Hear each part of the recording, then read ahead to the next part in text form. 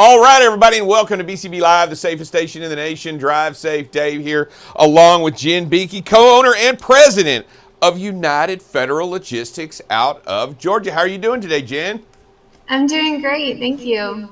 Well, let's get it over with. I asked you a little bit in the pre-sale. We got to make sure everybody knows you are absolutely 100% ready for Christmas at this moment, right? Yep, I got our decorations out in the yard. I got our Christmas tree. I have a bunch of presents under the tree. So, yeah, we're ready. Wow, I'm on my way over. So we got Christmas dinner. You got it kind of getting ready for that, or you got that? Any plans for that? Yeah, my husband, he's kind of a grill master. He's, I think, going to make a prime rib. So, we're Oh, excited, eating well too. My what I'm mother-in-law's talking great. about right there. Yeah. Christmas cookies? Just asking. Yeah, we put some out for Santa, maybe eat a couple that are left over, but yeah, we love some Christmas cookies. I have all the different cookie cutters and the shape, candy canes, gingerbread man, so we we're ready for it. All right, Jen. Let's talk a little bit about you. Let me just tout one of these stats I got here from one of the things, and it says, Jen, that your company was named, or you was named, the top women-owned business by Women in Trucking 4 years in a row. How do you do 4 years? I mean, when are we gonna knock you off that pedestal right there? And what does that mean to you?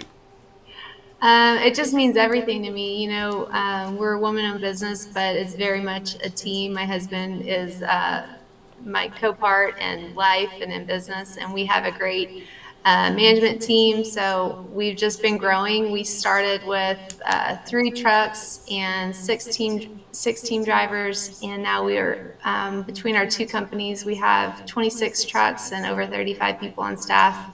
We like to promote and hire women as well. It is very much, I think, the future, and we have a whole new generation of drivers coming in. So it's really exciting. We want to be a place where people like to work, and I think we have a lot of people that have been with us years. So I think we're doing that. So it's exciting to see the growth and to see how the future of our companies is going to go.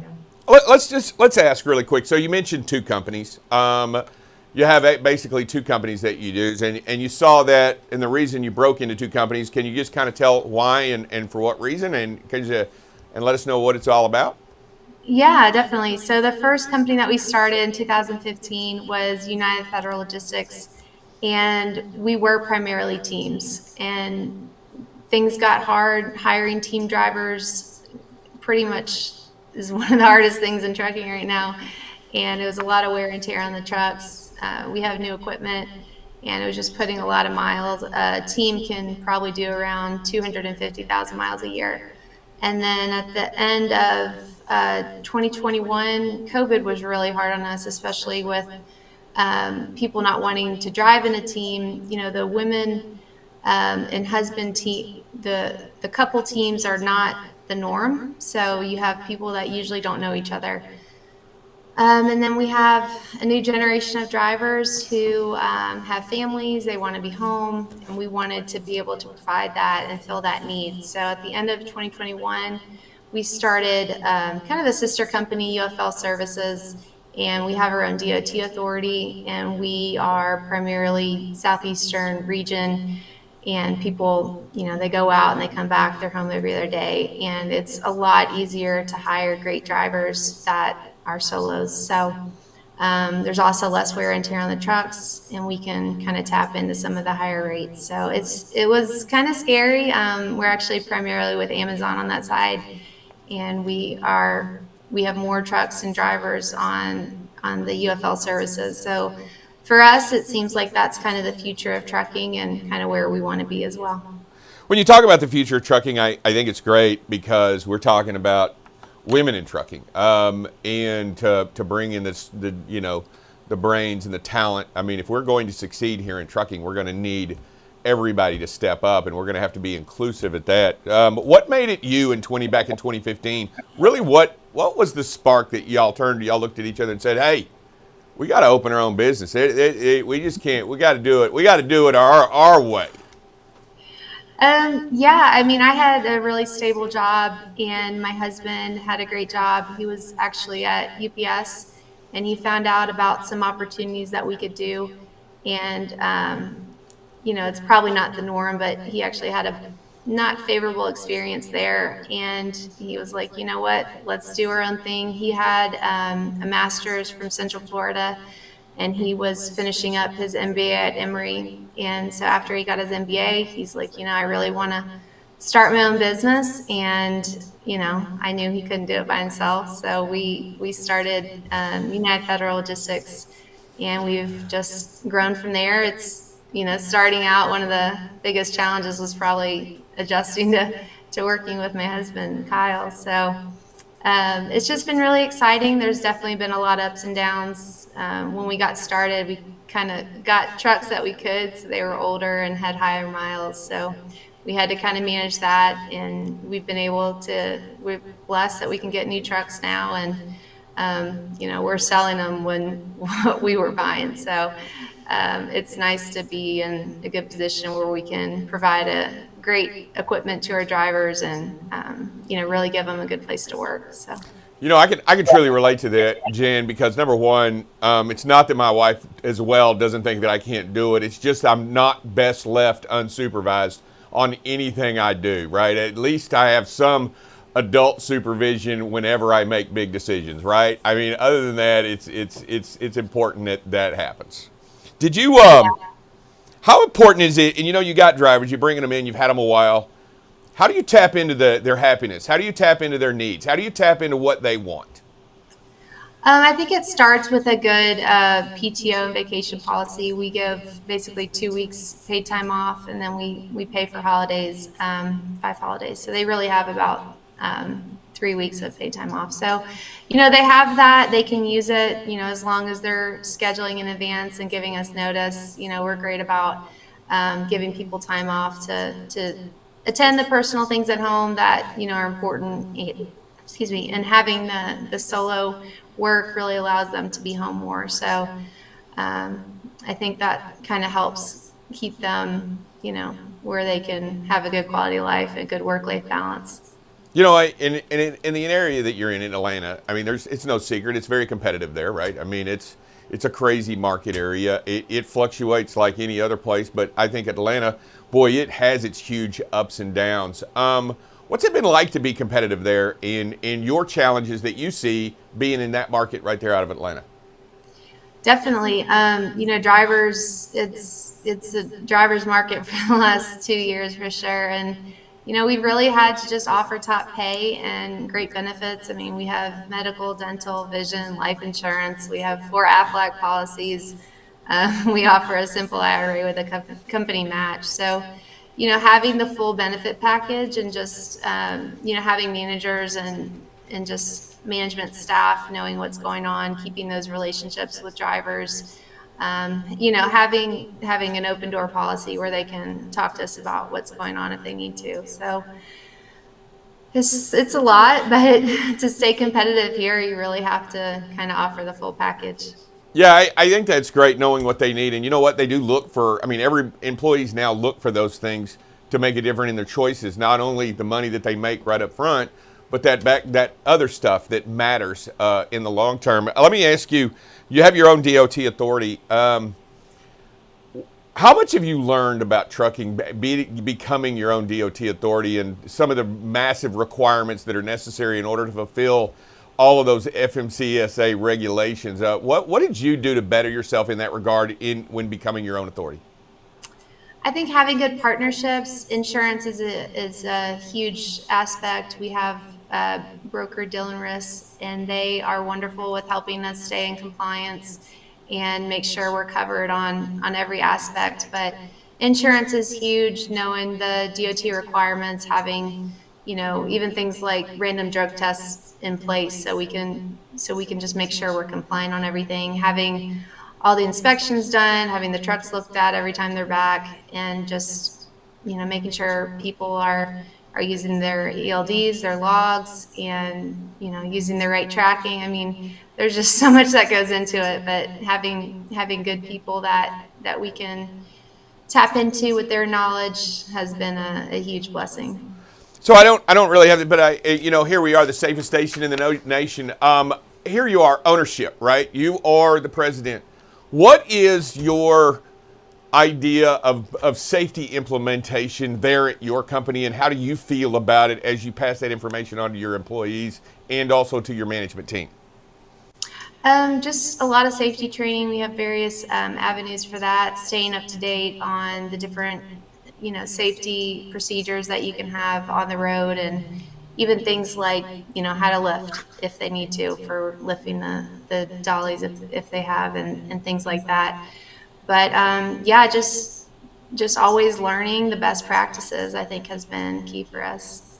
Let me ask you. So, and we'll get back to you and women in trucking. You came in here. Have you had a mentor? Did you have a mentor of any kind when it came into this, or have you been mentoring any other females in this as you learn your way through this in the last 7 years?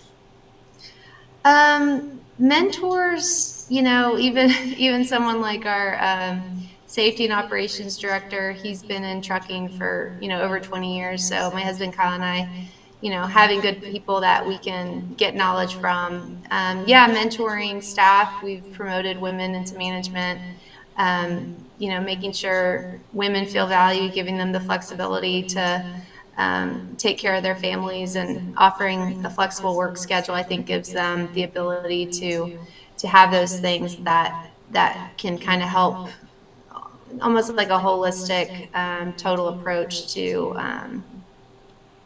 having a good work-life balance, and things like that. How rewarding is it personally? I mean, it's obviously got to be great to be able to promote within, and especially women, to do the job that historically has always been men. But I think in the last 5 years, this country has all become to change. But I'm just asking for you, as you bring women up through the ranks, what does that feel like to you personally?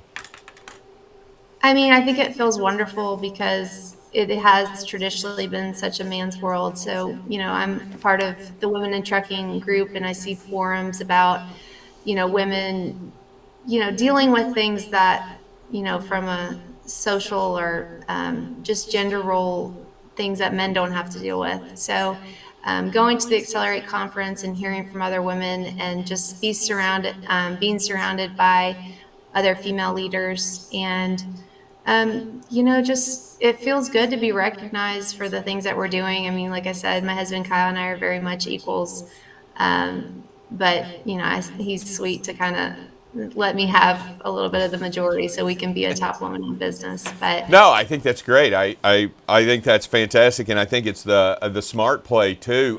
Did you at the women conference, the Women in Trucking conference? We were there. BCB Live was there as well, working remotely. What is some of the best things that you got out of that conference when you walked away? Because I'll tell you, being there every day, all day long, interviewing, I'll tell you, there was a different kind of energy there than there was at other trucking conferences that I've been to over the last few years. What did you gather the most out of that conference? I love the empowerment from listening to other women leaders and listening to how they navigate certain situations, and just being around a bunch of women in trucking. I think it's primarily 85% women there. All the big companies pretty much send their whole female staff, and seeing the different programs they have for women and the content directed towards women. I think they even sometimes have a self-defense class. I mean, even things as small as that. And just, being in the roundtable discussions at lunch, hearing what other women are doing, getting inspired and encouraged to be around other women in the industry. I think sometimes as females, if we're surrounded by primarily men in the industry, you can kind of feel somewhat alone or isolated. So being around a lot of females kind of bands us together, and helps us feel like we're not alone. I tell you what, I gathered. I was there. I enjoyed the conference, and it was impressive how well I just think, I don't know if it's guys or what. I just think y'all are better at communicating than guys are. I even filled out the essay. I don't think I'll win, but to try to win the truck, I went ahead and filed in for that for the women in trucking. I thought, hey, it's all about equality. I thought I'd go ahead and fill that out, see if I can win the truck. Did you?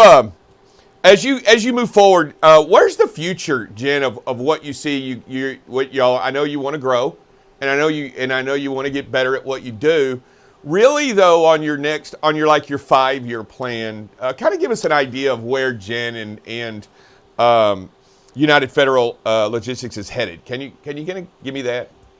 Yeah, I mean, we want to grow with adding more trailers. I think in the relatively short term, next year or so, we want to build out having more trailer available for some of the, trailer runs can have a higher rate. Just keep doing best practices that we're doing to try to, have drivers feel valued and really like a team. So I think we've always kind of had organic growth. I don't think we'll probably do, well, I shouldn't say what we won't do, but just being open to different ideas, seeing how the industry may change. So yeah, we're just open to ideas, and I think we do want to grow with more equipment and drivers. I think the 5-year plan maybe try to get up to 60 plus tractors, and we're trying to figure out ways to kind of take things to the next level as well, to learn from other businesses that have kind of had a lot of expansion. So it's been cool to network with some of these bigger companies and see how to get there. So we're always looking forward and looking back to see what worked and what we can improve on going forward. And as you look at the market, and as you look at the market as it goes on, it's changed dramatically in a year's time from where it was last year to this year. How you focus on what you're doing. I mean, you really didn't have to be good at what you did last year to make money, but now the screws have tightened in the market to make sure those things that were easy to gloss over, the mistakes that you made. How do you tighten the screws up on your own business to make sure that you're capturing every dime going forward? Oh yeah, I mean, definitely. One thing I primarily will work on the finances, and I literally go line by line through the bank statement. Hey, what's working? What can we cut here? And little things do add up. So we're trying to, like you said, tighten the belt and see if we can, cut certain expenses that maybe are kind of redundant and things like that, but still have a great business that provides all the things that we need to be successful as well. Yeah, I'm telling you, the market share has turned dramatically, and the trend lines aren't very favorable for any of us going into January, February, and March of this coming year. The only thing that I see having done well for you and us is that diesel prices have come down about 60 cents, but they are still historically high. How has that played an impact on some of the decisions that you make to do better at what you're doing? Yeah, you kind of have to evaluate even things like the pay structure and things like that. But diesel fuel going down definitely is helping with the margins, and finding a good fuel program that works and can save you money has been good for us as well.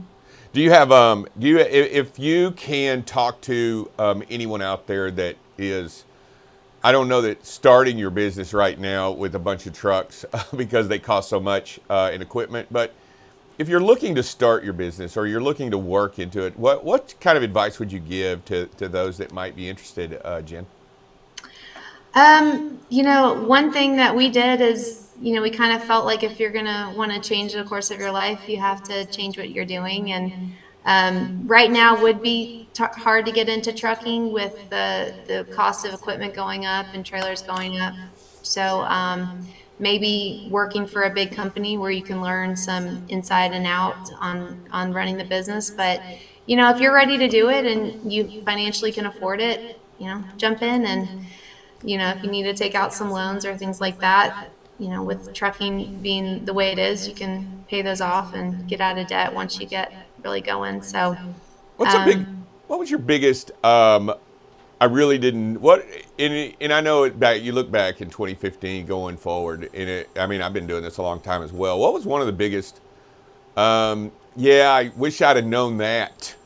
Um, in the last few years, what was the one take? What was what? Can you just give me a quick takeaway of I really wish I would have known that, and then I made a better decision. Anything like that stand out for you? I think we kind of waited on starting our own business so we could focus on solo regional work. We were really hoping, we spent tons of money trying to hire for teams, thousands of dollars every month in recruiting. And I think, we've really had to kind of change the whole model. I think if I could change anything, I would have changed sooner, maybe, and maybe earlier in 2020. But, we kind of had to see where we were going. We were hopeful things would turn around, and, they just kind of weren't. So then we really kind of made the move. And, it's scary to make a change and to change your whole model and try something totally new. But, it was a good decision, and I'm glad we got there. Yeah, and I truly understand that. I should have bought Amazon when it was $9 a share as well. My whole life trajectory might have changed. So I'll tell you what, Jen, if anybody wants to reach out or get a hold of you or talk to you at UFL, how do they do that? You can call us, and if you want to apply for a job, we're hiring 404-334-3610, and we have a company website, driveufl.com. And my name is Jen Behnke. I'm co-founder and president of United Federal Logistics and UFL Services. And you're watching BCB Live, the safest station in the nation. Wow, you did that without even me prompting you. Look at you. You came all prepared with everything. I love it. Hey, Jen, I do appreciate you being on the show today. Thank you so much. And congratulations on a great company. And we wish the very best for you. Thank you so much. Bye. Have a Merry Christmas. Yes, you too. Thank you again for having me. Bye-bye.